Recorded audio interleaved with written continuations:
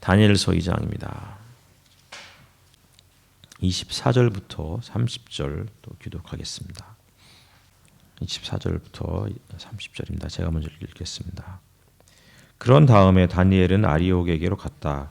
그는 바빌론의 지혜자들을 죽이라는 왕의 명령을 받은 사람이다. 다니엘이 그에게 이렇게 말하였다. 바벨론의 지혜자들을 죽이지 마시고 나를 임금님에게 데려다 주십시오. 임금님께 꿈을 해몽해 드리겠습니다.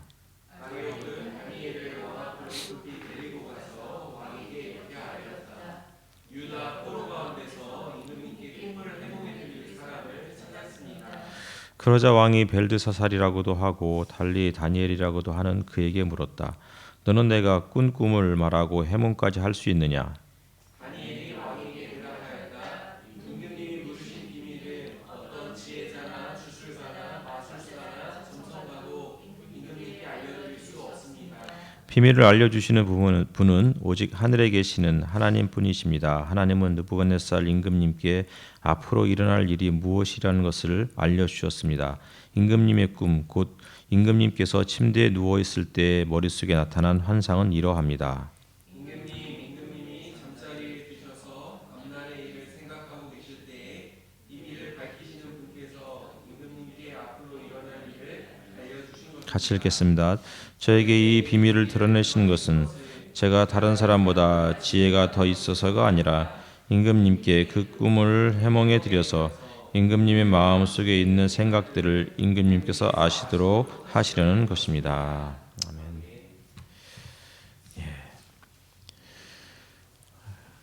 권력자들을 한번 생각해 보는 시간이었습니다.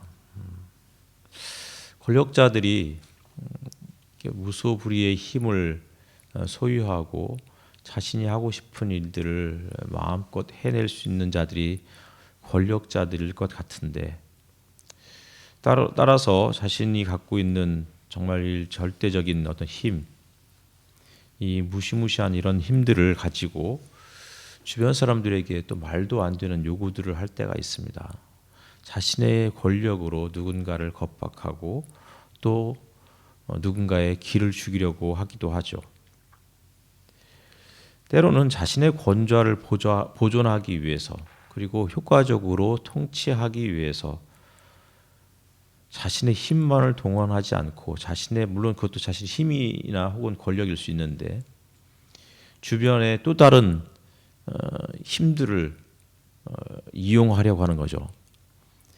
또 다른 힘이라는 것은 가시적인 힘이 아니고 보이지 않는 힘, 초자연적인 능력, 이런 것들을 동원해서 자신이 정말 무소불위의 절대적 권력자임을 그렇게 과시하고 싶어 하는데, 특별히 느부갓네살은 주술과 종교를 동원했고, 또 때로는 이익이 된다고 싶으면, 자신에게 이롭다 싶으면 그들의 말을 듣고, 그렇지 않을 경우에는 그들이 자신을 비난하거나 혹은 무시한다고 느꼈을 때는 과감하게 그들을 내칠 수 있는 그러한 가혹할 정도로 무자비한 칼을 휘두르는 자가 느부갓네살이었죠. 다니엘서 1장은 느부갓네살이 예루살렘을 쳐들어왔고, 그리고 성을 포위했고, 그리고는 성전 기물을 바벨론으로 가지고 간 자가 느부갓네살이다라고 소개하면서 다니엘서가 시작이 돼요. 그리고 느부갓네살이 했던 일들이 무엇이냐면, 이스라엘 백성들 중에서 특별히 왕과 귀족들, 그 귀족의 자손들 가운데서 몸에 흠이 없는 사람, 몸에 흠이 없다는 것은 건장한 자, 장애가 없고 병이 없는 자, 이런 의미를 담고 있겠죠. 용모가 잘생기고 모든 일을 지혜롭게 처리할 수 있는 자, 지식이 있고 통찰력이 있는 자, 왕궁에서 왕을 모실 능력이 있는 자, 특별히 소년들을 데리고 바벨론으로 갔습니다. 그리고는 그 소년들에게 바벨로니아의 언어와 문학을 가르쳤죠. 얼마 전에 김훈의 그 하얼빈이라는 소설을 읽었는데, 이토 히로부미가 우리나라의 이제 마지막 순종의 아들 그 이은을 도쿄로 데리고 가서 거기에서 그를 교육하는 그런 내용이 나와요. 그걸 도쿄로 데리고 가서 결국은 이제 메이지 황제 밑에다가 두고 그리고는 철저하게 그를 일본식으로 교육하는 장면들이 소개가 되고 있더라고요. 이렇게 하는 이유는 무엇이냐면 일본 황제가 조선이라는 약소국의 황태자를 잘 돌보아주고 그리고 관대하게 그를 품어주고 온갖 최첨단의 최고의 교육을 가르치는 그런 자임을 보여주기 위한 것이겠죠. 그래서 나중에 이토 히로부미가 안중근에게 암살됐다라는 소식을 듣자마자 이은이 갑자기 모든 것을 중단하고 그리고는 군복으로 갈아입고 그리고 도대체 왜 조선인이 이렇게 훌륭하고 좋은 이토 히로부미를 죽여야만 했는가? 왜 조선은 일본에게 저항하는가? 이러면서 의문을 품는 내용이 나와요.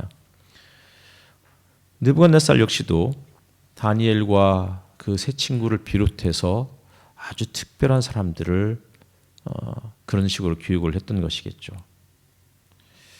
이런 상황에서 다니엘이 왕이 내린 음식과 포도주로 자기를 더럽히지 않겠다라고 마음을 먹고는 환관장에게 부탁을 하게 되죠. 그래서 자기는 부정한 음식을 먹지 않겠다고.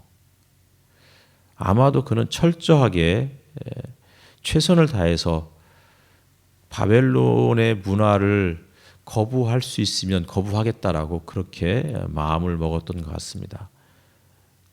바벨론의 언어를 배워야 했고 바벨론의 문학을 배워야 했지만 그러나 적어도 왕이 주는 음식만큼은 내가 거절하면서 최선을 다해서 자신의 어떤 의식, 하나님의 백성이라는 그 의식, 자의식을 지켜내기 위해서 노력했던 모습을 1장에서는 그렇게 소개해주고 있습니다. 이때 하나님께서 다니엘과 세 친구들에게 지식을 얻게 하시고 문학과 학문에 능통하게 하셨고 그리고 다니엘에게는 온갖 환상과 꿈을 해석하는 능력까지 주셨다라고 이야기하고 있습니다. 여기에서 좀 우리가 좀 주의 깊게 바라보아야 할 부분은 하나님께서 다니엘과 그 친구들에게 문학과 학문에 능통하게 하셨다라는 부분이에요. 능통하게 어떤 학문이 있냐 이거죠. 어떤 문학이고 당연히 바벨론 문학이고 바벨론 학문이었을 거예요. 이 능통하게 했다는 말은 어떤 의미일까를 생각해 보는 거예요. 앞에는 다니엘이 자신을 더럽히지 않기 위해서 왕이 내린 음식과 포도주를 거절해요. 그런데 하나님께서 그들에게 다니엘과 그 친구들에게 바벨론의 학문과 문학에 능통하게 하는 힘을 주신 거라고요. 이게 뭔가 좀 안 맞잖아요. 다니엘은 저항하는데 하나님은 그런 모든 능력들을 주신 거죠. 모든 것들을 능통하게 하는 능력. 다 이해할 수 있는. 배울 수밖에 없죠. 우리가 아무리 일본이 미워도 일본이 했던 일들을 우리가 읽고 배워야 되는 거예요. 능통하게 했다라는 이 표현에는 따라서 바벨론의 문화와 그들의 종교와 그들의 사상에 물들었다. 그런 말은 분명히 아니라는 거죠. 우리나라의 이 정치인들을 보면 저 사람이 한국 사람인지 일본 사람인지 구분이 잘 안 될 때가 종종 있어요. 어떻게 대놓고 저렇게 나와서 마치 일본 사람의 입장을 대변하는 것 같은. 저는 민족주의자는 아니에요. 저는 민족주의가 어쨌든 이것 넘어서야 된다고 생각하는 사람이에요. 그러나 민족주의의 이걸 넘어서는 것과 내가 일본 사람이 되는 것은 또 다른 거잖아요.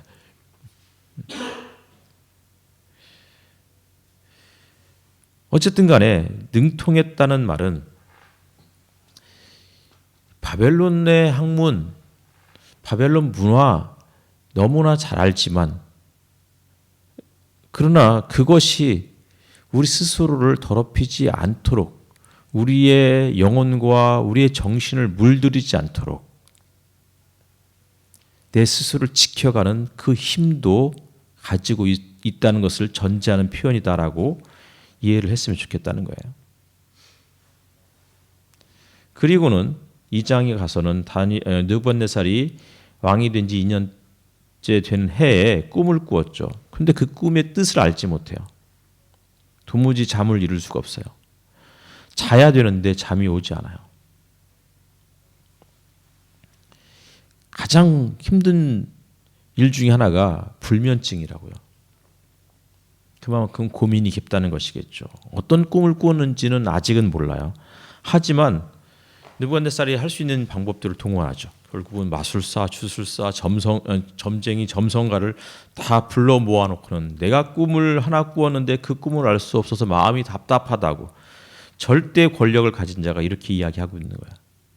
그러면서 주술사나 점성가들이나 이들에게 하는 이야기가 내 꿈을 맞추라는 거예요. 도대체 내가 꾼 꿈이 무엇인지를 말하고 그 꿈에 대한 해석도 갖다 바치라고 그렇게 요구하고 있는 거죠. 그러자 점성가들이 너무 놀라는 거예요. 도대체 이게 무슨 상황이냐고, 어떻게 이렇게 우리에게 말도 안 되는 것들을 요구하시느냐고. 10절 11절을 보면 일찍이 그 어떤 유대한 왕이나 통치자도 마술사나 주술사나 점성가들에게 이와 같은 일을 물어본 적이 없습니다.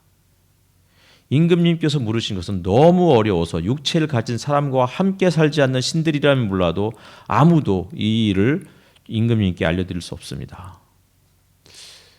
아마도 왕과 이 주술사 혹은 점성가들과의 이 사이에 균열이 생긴 것 같아요. 그러니까 이런 식으로 요청을 하겠죠. 어쩌면 주석가들은 이제 느부갓네살이 자신의 후계자를 누구를 세워야 할지 심각하게 고민했던 때였다고 이렇게 이야기를 해요. 아무튼 왕은 화가 났어요. 그래서 이것을 빌미로 해서 점성가나 주술사들을 다 처형하라고 명령을 내리죠. 그런 상황에서 다니엘이 등장을 하게 되는 것이에요. 다니엘이 이제 왕의 처형 명령을 받은 그 시위대장, 시위장관 아리옥을 만나서 결국은 자신이 왕의 꿈을 해몽해 줄 수 있다고 그러면서 왕에게 다가가는 그런 내용이죠. 그리고서 왕에게 했던 다니엘이 가장 중요한 표현 중에 하나는 하나님을 비밀을 알려주시는 하늘에 계신 하나님, 이렇게 이야기하고 있는 거예요. 비밀은 아직까지 오지 않은 거예요. 미래에 있는 일이죠.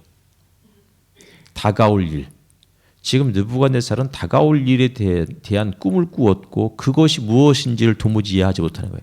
사람이 그런 존재예요. 어떤 일이 벌어질지 몰라요. 그러니까 답답하고, 그래서 때로는 밤잠을 이룰 수 없는 거예요.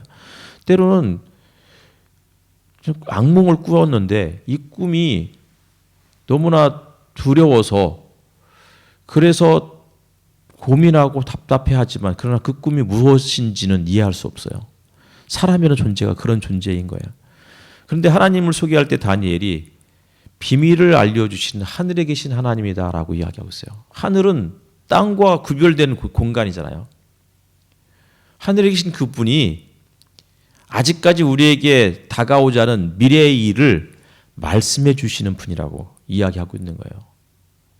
요한계시록에도 하나님을 혹은 예수 그리스도를 설명할 때 구름을 타고 오시는 분, 이렇게 이야기하고 있어요. 무슨 얘기냐면 하늘로부터 내려오신다는 뜻이고, 또 다른 말로는 미래에서부터 이 현재로 오신다는 거예요. 우리는 종종 그렇게 생각하죠. 우리가 미래를 향해서 나아가고 있다고. 우리는 종종 우리가 하늘을 바라보면서 하나님의 뜻을 우리가 이해하고 깨달을 수 있다고 착각하고 있는 거예요. 근데 성경은 이야기하고 있는 거죠. 아니라고. 하나님이 하늘에서 땅 아래로 내려오는 것이고 그분이 미래에서 우리에게 찾아오시는 것이라고.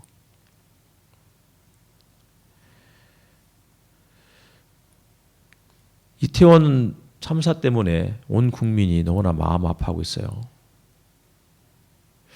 이런 일들이 벌어질 거라고 그 누구도 예상하지 못했죠. 그러니 수많은 인파들이 거기에 모여들었던 것이고. 그럴 수 있어요. 그런데 저는 너무나 안타까운 게 우리나라에 정말 널리 알려져 있는 존경받는다 말은 좀 진짜 쓰긴 좀 그렇고 정말 유명한 목사들이 할로윈 축제에 참여한 젊은 사람들을 비난하고 이게 마치 하나님의 심판인 것처럼 이렇게 설명하는 그런 모습들을 보면서 정말 너무나 마음이 아프고 또 때로는 정말 이게 토악질이라고 그러잖아요. 막 이게 토할 것 같은 막 이런 느낌들을 막 받을 때가 있어요. 언제까지 세상 일을 그런 식으로 해석해야 되는가?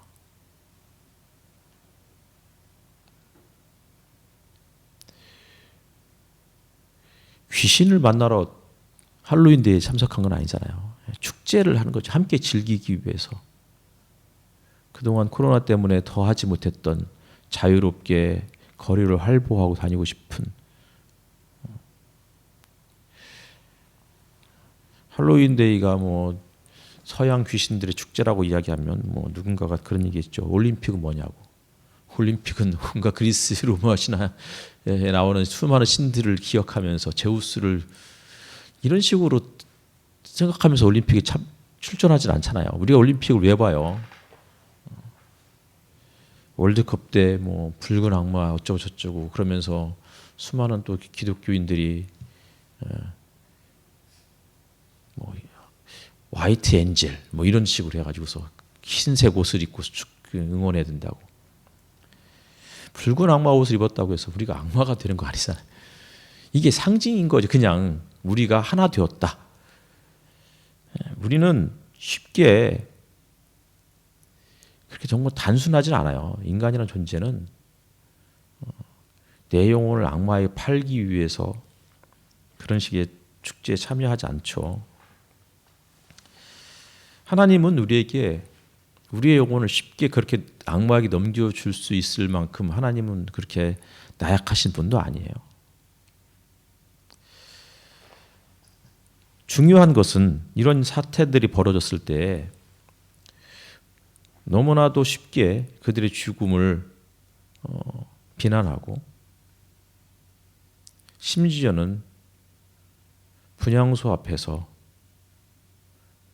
마이크를 대고 분향하는 유족들과 시민들을 방해하고 이런 일들을 제발 하지 말았으면 좋겠는데 이런 일들이 막 비일비재하게 일어나고 있어요.